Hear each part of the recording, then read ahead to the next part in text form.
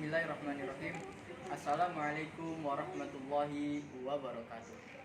Innal hamdalillah nahmaduhu wa nasta'inuhu wa nastaghfiruh wa na'udzubillahi min syururi anfusina wa min sayyiati a'malina. May yahdihillahu fala mudhillalah wa may yudhlil fala hadiyalah. Asyhadu an la ilaha illallah wa asyhadu anna Muhammadan abduhu wa rasuluh. La nabiyya ba'dahu amma ba'd. Alhamdulillah, pertama-tama dan yang paling utama, marilah kita panjatkan puji serta syukur kita atas kehadirat Allah Subhanahu wa Ta'ala, yang dimana atas izinnya kita semua masih bisa menikmati berbagai macam-macam nikmat, yang diantaranya yaitu nikmat iman, Islam, dan juga nikmat ihsan. Kemudian salawat serta salam mari kita haturkan kepada bimbingan kita, kepada baginda kita, kepada idola kita, kepada junjungan kita, yakni Habibina wa Syafi'ina wa Maulana Muhammad Sallallahu Alaihi Wasallam. Karena beliau, kita semua dibawa dari zaman jahiliyah hingga zaman terang benderang seperti ini. Kemudian saya di sini yaitu akan menjelaskan tentang ilmu falak. Sebenarnya apa sih ilmu falak itu? Dan bagaimana cara mengetahui ilmu falak itu? Oke, saya di sini akan menjelaskan sedikit tentang definisi ilmu falak. Ilmu falak adalah ilmu yang mempelajari tentang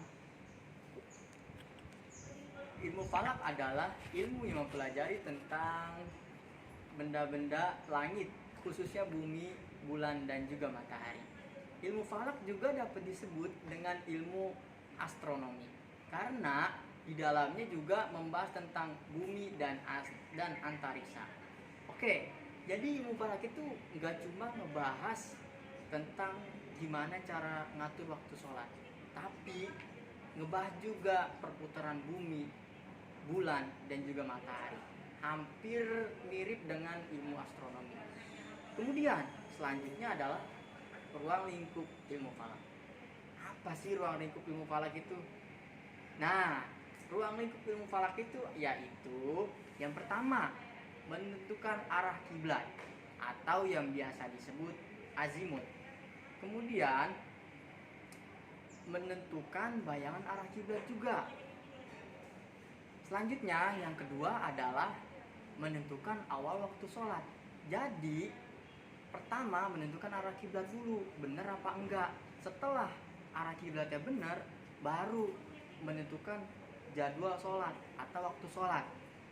Misal waktu sholat zuhur, ketika matahari berada di tengah-tengah permukaan bumi, misal kurang lebih bisa dibilang tombak lah, jadi tombak lurus, itu masuk waktu zuhur. Kemudian masuk waktu sholat subuh, yaitu dimana saat fajar sodik yang kedua kalinya datang. Kemudian itulah yang disebut masuk waktu sholat subuh. Kemudian yang ketiga yaitu menetapkan tahun awal waktu hijriyah. Nah, di dalam Islam tahun itu disebut tahun hijriyah. Nah, tahun hijriyah itu terdiri dari 12 bulan, yaitu diawali dengan Syawal, kemudian diakhiri dengan Zulhijjah. Kemudian yang terakhir yaitu menentukan gerhana.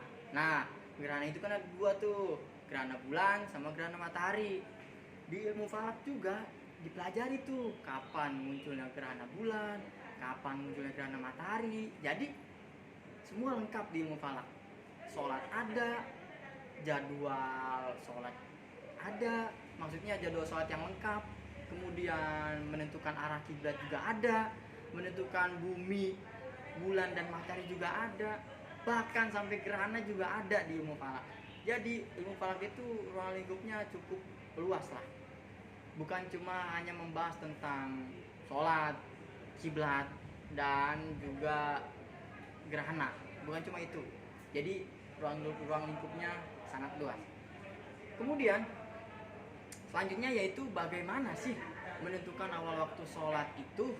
Nah, menurut Majelis Tarjih dan Tajdid PP Muhammadiyah, yaitu menjelaskan jika mengacu pada ayat-ayat Al-Quran dan hadis, maka kita mengetahui matahari itu, mengetahui bahwa misalnya awal waktu zuhur itu ketika tergelincir matahari atau ketika matahari condong ke arah barat.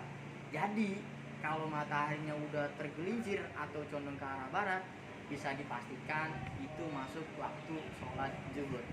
Kemudian untuk asar itu ada dua pernyataan dalam hadis, yang dimana paling tidak dalam hadis Jabir yang pertama disebutkan bahwa ketika bayang-bayang suatu benda sama dengan panjang bendanya, lalu pernyataan yang kedua atau pendapat yang kedua yaitu ketika bayang-bayang sesuatu sudah 2 kali panjang bendanya. Jadi di sini ada 2 pendapat. Yang pertama yaitu jika bayang-bayangnya sama dengan panjang bendanya yang diukur. Nah, itu bisa dikategorikan masuk waktu sholat asar. Kemudian yang kedua, ada pendapat yang kedua ini, yaitu ketika bayang-bayang sesuatu sudah 2 kali panjang bendanya. Jadi 2 kali lipat panjangnya. Misal tongkat panjangnya sekitar 5 cm didiri ini ketika mau masuk waktu asar.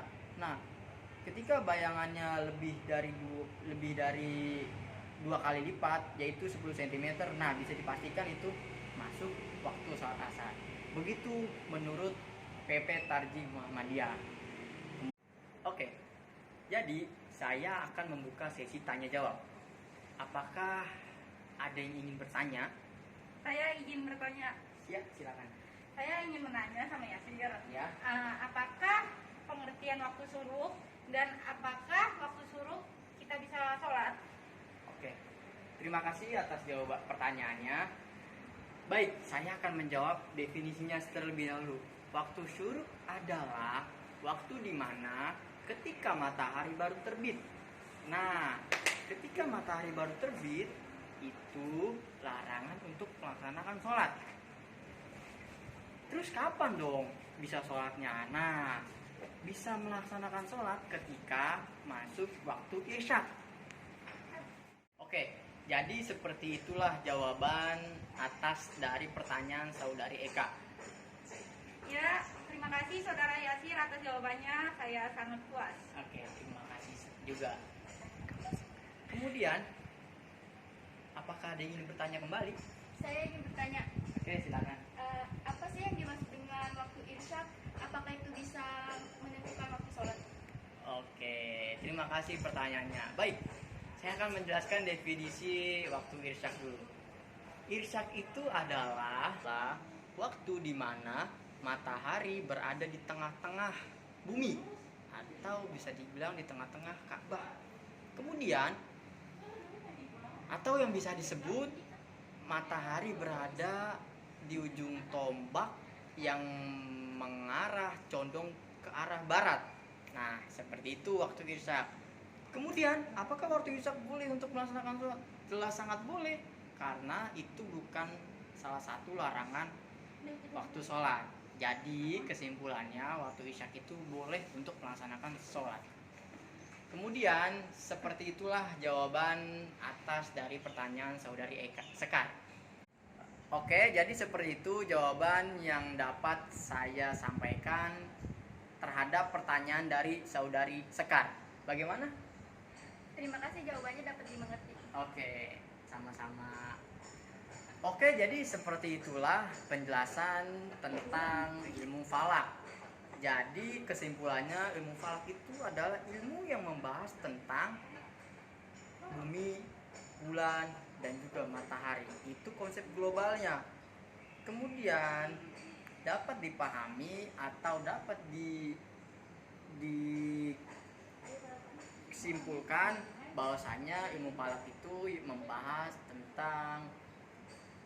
tentang masuk waktu sholat, arah kiblat, dan juga bisa membahas tentang mengatur atau mengecek gerhana bulan terjadinya kapan ataupun gerhana matahari seperti itu.